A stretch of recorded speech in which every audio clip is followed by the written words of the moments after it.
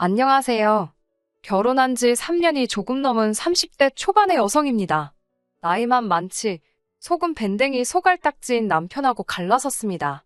이 갑갑한 마음을 누구한테라도 털어놓고 싶은데 그러자니 제 얼굴에 침 뱉는 것 같아서 이렇게 익명의 힘을 빌려 사연을 적게 되었네요. 남편과 저는 8살 차이로 둘 다 평범한 직장인입니다. 저에게는 첫 직장이었던 이전 근무지에서 남편을 처음 만났어요.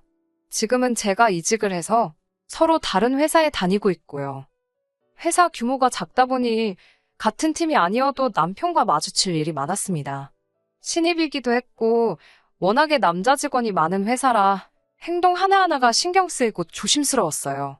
그런 와중에 저보다 나이도 한참 많은 남편이 속된 말로 들이대니 어색하고 불편하더군요. 그래서 일부러 거리를 두고 지냈습니다. 하지만 제가 그러던지 말던지 남편은 저에게 첫눈에 반했다며 1년 가까이 정말 끈질기게 들이대더라고요. 그리고 또 왜 그런 말 있잖아요. 여자는 자기가 좋아하는 남자보다 자기를 좋아해주는 남자를 만나야 행복하다고요. 꼭 그 말 때문은 아니지만 얼마나 내가 좋으면 저럴까. 그런 생각도 들고 정신 차려보니 연인 사이가 되어 있더라고요.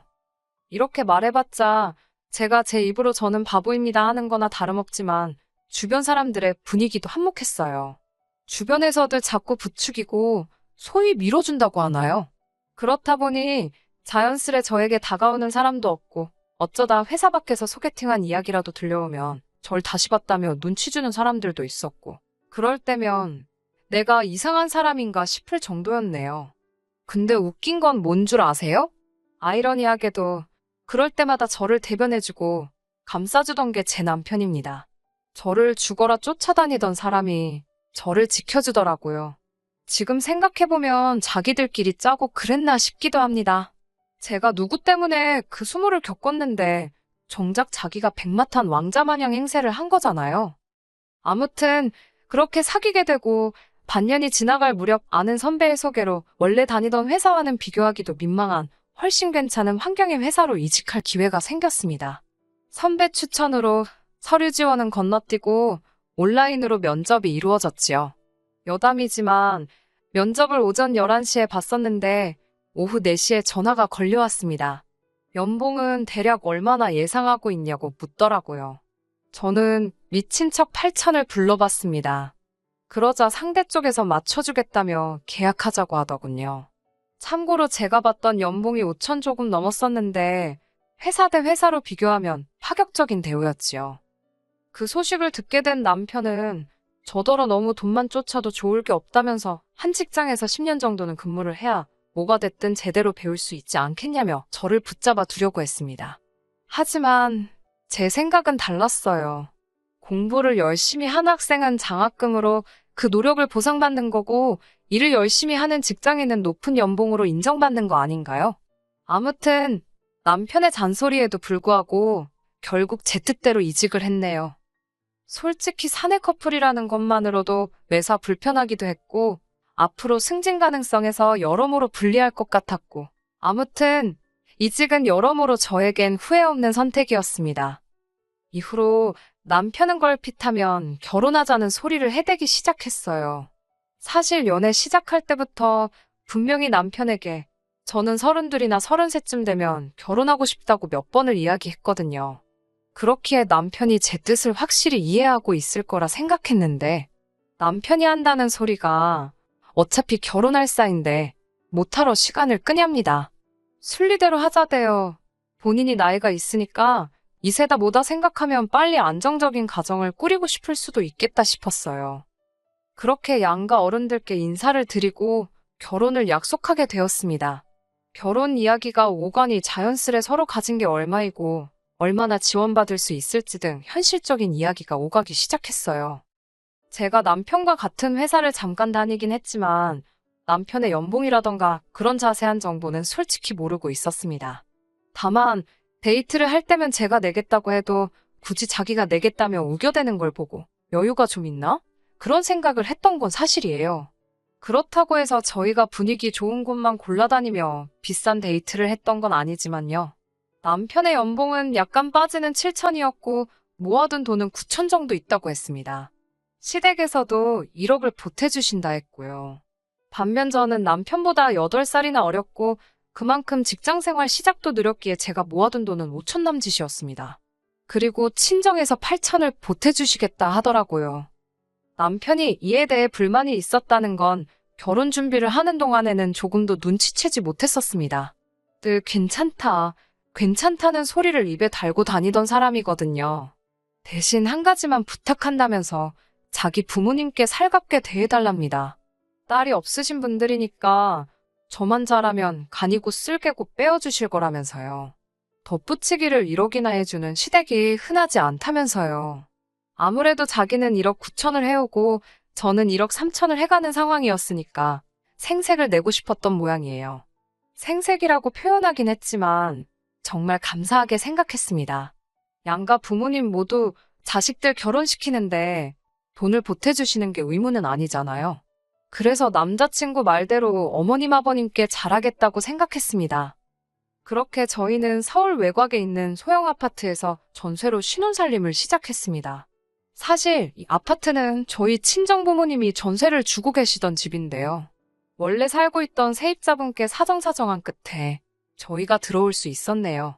이제서야 말이지만 신혼집을 구하는 것도 쉬운 일은 아니었습니다. 저희가 가진 예산이 3억이 좀 넘었는데 거기서 그나마 결혼식과 혼수 등에 들어갈 비용을 제하고 나니 눈을 많이 낮춰야 하는 상황이었고요. 그렇다고 회사 위치도 무시할 수는 없었으니 여러모로 곤란한 상태였습니다. 그러자 친정언니가 그러면 부모님 댁에 전세 계약하고 들어오는 건 어떻겠냐고 먼저 물어봐 주더라고요. 사실 저도 그 생각을 안 했던 건 아닌데 아파트 자체가 부모님 재산이기도 하고 또 저에겐 언니도 있다 보니까 말을 꺼내기가 쉽지 않았거든요. 그런데 언니가 먼저 이야기를 해줘서 너무 고마웠네요. 아무튼 그렇게 부모님 아파트에 전세 2억 7천으로 계약을 맺게 되었습니다. 이후로 저는 남편과 약속한 대로 시댁에 가면 싹싹한 며느리로서 최선을 다했습니다. 딱히 어머님이나 아버님이 저에게 일부러 심부름을 시키시거나 곤란하게 만드시는 분들은 아니셨기에 잘해드리고 마음 써드리는 게 불공평하다 느껴지지는 않았습니다. 하지만 아무래도 아들만 둘을 키우신 분들이라 그런지 두 분 다 말투가 괄괄한 면은 있으셨어요. 그래도 이런 건 제게 큰 문제가 되지 않았습니다. 정작 이런 제 마음을 불편하게 만드는 건 남편이었어요. 저에게는 딸 같은 며느리가 되어달라던 사람이 정작 저희 친정에만 가면 무건수행을 하더라고요. 처음에 몇 번 갔을 때는 어색해서 그러나 보다 싶었습니다. 연애할 때도 말이 그렇게 많은 사람은 아니었고요. 그런데 결혼한 지 1년이 지나도 2년이 지나도 저희 친정에만 가면 말을 안 하는 건 여전하더라고요. 처음에는 저희 부모님이 저희 싸웠냐고 무슨 일이 있는 건 아니냐고 걱정을 하실 정도였지요. 그래도 지금은 누가 말을 걸면 말을 하긴 하는데 지금은 뭐 친정 부모님도 그러려니 하시고요. 반면에 저희 형부는 다릅니다. 제가 봐도 형부는 저희 집 아들인가 싶을 정도로 저희 부모님한테 잘해주세요. 저희 부모님이 어디 병원이라도 가셔야 하거나 힘드신 일이 있으면 누가 부탁하기도 전에 자기가 먼저 나서서 챙겨드리고 모시고 가고 그래요. 언니랑 저 둘 다 형부가 우리보다 낫다며 웃을 만큼이요. 그런 형부가 더 좋은 사람이고 남편이 나쁘다는 건 아닙니다. 사람마다 성격도 다 다르고 표현하는 방법도 다 다른 거니까요. 하지만 저희 부모님 입장에서 생각해본다면 그래도 누가 더 예뻐 보이겠어요? 저라도 형부를 고를 것 같습니다. 아내 된 입장에서 내 남편이 형부한테 밀린다고 생각하면 솔직히 기분이 별로 좋지는 않아요. 하지만 저도 눈이 있으니 보이는 게 있고 귀가 있으니 들리는 게 있지 않겠어요? 그래도 저부터 시작해서 친정 식구 중 그 누구 한 사람도 남편한테 장인장모한테 그러지 마라, 그러면 안 된다, 삭삭하게 행동해라 그런 잔소리 한 사람 없습니다. 저는 원래 제가 약속했던 대로 시부모님께 잘해드렸고 그 점에 있어선 한 점의 부끄러움도 없네요. 그러다 남편과 크게 부딪히고 싸우게 된 건 2달 전 아버지 생신 때 있었던 일 때문입니다. 아버지 생신이었으니까 당연히 저희 부부도 가고 언니네 부부도 왔어요. 원래는 나가서 외식할까 했었는데 아직 환자도 계속 나오는 상황이고 하니까 아버지께서 집에서 먹자고 하시더라고요. 그래서 친정으로 모이게 되었지요. 도착하니 언니랑 어머니는 저녁 준비에 한창이었고 형부는 아버지 옆에 딱 붙어서 TV 보고 아버지랑 이야기하고 바쁘더라고요. 저는 남편한테 오빠도 저기 가서 같이 이야기하고 있으라고 한 뒤 바로 부엌으로 향했지요. 얼마 지나지 않아 식사 준비가 마무리돼갈 무렵 고개를 내밀어 거실을 바라보니 저희 남편은 TV만 보고 있고 형부는 베란다에서 아버지랑 같이 화분 정리를 하고 있었습니다. 아무리 재주가 없어도 가서 기웃거리고 도와주겠다는 신용이라도 좀 하지. 솔직히 그때는 정말로 TV나 보고 앉아있는 남편이 한심하더군요. 그래도 어쩌겠어요.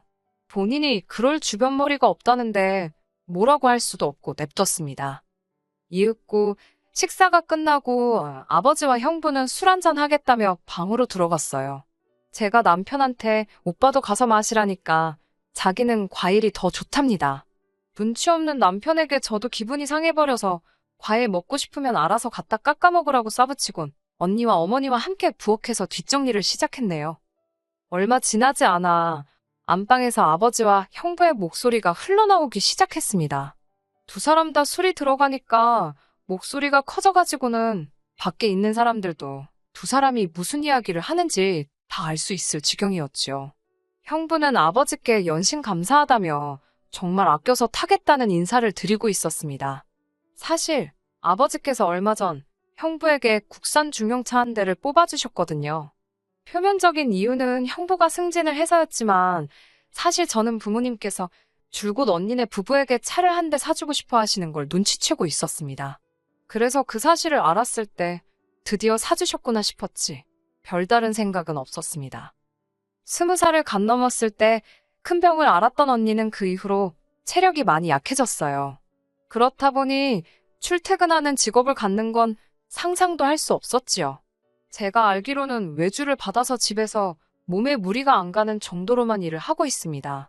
그리고 형부는 부모님이 안 계시고요. 이런저런 이유로 언니네 부부가 저희 부부보다 경제적으로 넉넉지 못한 상황이에요.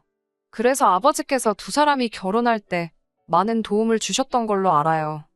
그러다 얼마 전부터는 언니가 병원을 다니게 되면서 차가 필요하게 되었는데 부모님께서 제 눈치를 보시더라고요. 마음 같아선 한 대 사주고 싶으셨는데 혹시나 둘째인 제가 불만을 가질까봐 걱정하셨던 거겠지요. 그러다 얼마 전 형부가 한 번에 두 직급을 승진하면서 아버지는 그걸 핑계로 선물이라며 차를 사주신 거고요. 솔직히 아버지 돈이잖아요. 아버지가 돈을 당신한테 다 쓰시든 기부를 하시든 아버지 자유지요. 부모님이 제 눈치를 보시는 건 뭐랄까 저에게 마음을 써주시는 거지 솔직히 제가 이래라 저래라 할 권리는 없다는 걸 잘 알고 있습니다. 하지만 남편은 저와 생각이 달랐던 모양이네요. 집으로 돌아오자마자 남편은 아까 그게 다 무슨 이야기냐며 저에게 따지듯이 묻더라고요. 저는 사실 그대로 말해주었습니다. 형부가 승진을 했다. 그것도 한 직급이 아니라 두 직급이나. 그래서 아버지가 기분 좋다고 사주신 것 같다고요. 그러자 남편은 누구는 승진 안 했냐면서 자기 승진했을 때는 아버님께서 고생했다 수고했다 말로만 그러시더니 형님은 차를 사주시냐고 왜 기분 나쁘게 차별을 하시냐입니다. 남편의 말에 어처구니가 없었던 제가 내가 차별한 것도 아닌데 왜 나한테 그러냐고 그러면 오빠가 아버지한테 전화해서 물어보라 했습니다. 왜 오빠는 안 사주냐고요. 그리고 아버지 돈인데 아버지께서 쓰고 싶으면 쓰고 말고 싶으면 마는 거지. 그걸 우리가 뭐라고 할 수는 없지 않냐고 써붙였어요. 그러자 남편이 한다는 말이 저더러 바보냐입니다. 아버님 돈이 나중에 다 제 돈이 될 건데 아깝지도 않냐고요. 그러다 언니 부부한테 다 퍼주시면 어쩌려고 그러냐면서 그리고 나이 먹을 만큼 먹으신 장인어른이 사위들 가지고 장난치시는 것도 아니고 너무 치졸하시다나요? 그러면서 저더러 제 밥그릇을 잘 챙기라대요. 어이가 없어서 제가 남편에게 말 조심하라고 장인어른한테 말을 그따위로 하냐고 했어요. 그리고 당신이 평소에 우리 아버지한테 싹싹하게 했어보라고. 내가 시댁에서 하는 거 반만 했어도 우리 아버지가 당신한테도 진작에 차 한 대 뽑아주시고도 남았다 그랬습니다. 친정만 가면 뚱한 표정으로 입만 대빨 내밀고 있으면서 우리 아버지가 형부한테 차 사줬다니까 그건 세미나냐고 써붙였지요. 그러자 형님은 자기 친부모가 없으니까 저희 친정에 잘하는 거랍니다. 그러면서 알랑방구나 끼는 형님보다 묵묵히 열심히 사는 자기가 훨씬 낫지 않냐는 억지를 쓰더군요. 덧붙여 한다는 소리는 더 가관이었습니다. 자기는 결혼할 때 2억이나 가지고 왔다고 으스대는 거예요. 어이가 없어서 솔직히 남편이 저보다 8살이나 많으니까 당연히 저보다 모아둔 돈도 많은 게 정상 아닌가요? 제가 너무 화가 나서 나보다 8살이나 많으니 당연한 거 아니냐고, 그리고 똑바로 말하라고 2억이 아니라 1억 9천이라고 따지고 들었어요. 무엇보다도 화가 났던 건 저는 뭐 몸만 시집 갔나요? 저도 1억 3천 해갔습니다. 그리고 이런 말 제 입으로 하는 건 정말 싫지만 연봉도 제가 많고 지금 사는 집도 친정부모님 소유고 진짜 눈에 뵈는 게 없다는 게 이런 기분인가 싶었습니다. 열받아서 남편에게 쉴 틈도 안 주고 다다다다 미친 듯이 사부쳤어요. 그날 밤 생각할수록 너무 정이 떨어지더군요. 나이값도 못하는 저런 인간하고 더는 못 살겠다 싶었지요. 진짜 갈라서 말어 그러고 있는데 아버지한테 전화가 걸려왔습니다. 세상에, 남편이 기어이 저희 아버지한테 문자를 보냈더랍니다. 자기가 형님보다 못한 게 뭐냐면서 형님은 돈이 없어서 몸으로 때우는 효도를 하는 거고 자기는 2억, 그놈의 2억 타령을 또 했더라고요. 아무튼 2억이나 들고 왔고 지금 연봉도 얼마고 어쩌고 저쩌고. 아버지께서는 저희 남편이 그 정도로 마음이 상한 줄 모르셨다며 저희한테도 차 한 대 사줄 테니까 남편 마음을 잘 달래주랍니다. 하지만 저는 그 이야기를 들은 순간 이혼에 대한 확신을 갖게 되었네요. 퇴근하고 돌아온 남편이 제 눈치를 보면서 혹시 장인어른이 무슨 말씀 안 하시더냐고 묻길래 제가 준비했던 말들을 속사포처럼 쏟아냈습니다. 그놈의 1억 9천 지긋지긋하다고 그거 뭐 우리 아버지한테 빌려드린 돈이냐고 뭐만 하면 그놈의 1억 9천 그까짓 돈으로 집도 못 구해서 결국 우리 친정부모님이 도와주셨는데 그래도 1억 9천 소리가 나오더냐고요. 진짜 찌질해서 못 봐주겠다고 이혼하자 했습니다. 그제서야 남편은 아니 왜 이혼 이야기가 나오냐면서 아버님 재산의 반은 어차피 제 건데 벌써부터 형님 차 사주고 처형 용돈 주시고 그러면 곤란하답니다. 미친, 어이가 없어서 욕이 다 나오더라고요. 지 말대로 그게 내 거면 곤란해도 내가 곤란하지. 지가 왜 난리냐고요. 어이없어서 제가 막 웃으면서 그래 내 거지. 그게 네 거냐고. 왜 네가 나서서 난리냐고 그랬어요. 그러자 한다는 말이 부부 재산은 공동 재산인 거 모르냐길래 부부일 때 말이지. 근데 나는 너랑 이혼할 거라고 그랬습니다. 이후로는 뭐 말해 뭐 하나요. 한마디로 진흙탕 싸움이었지요.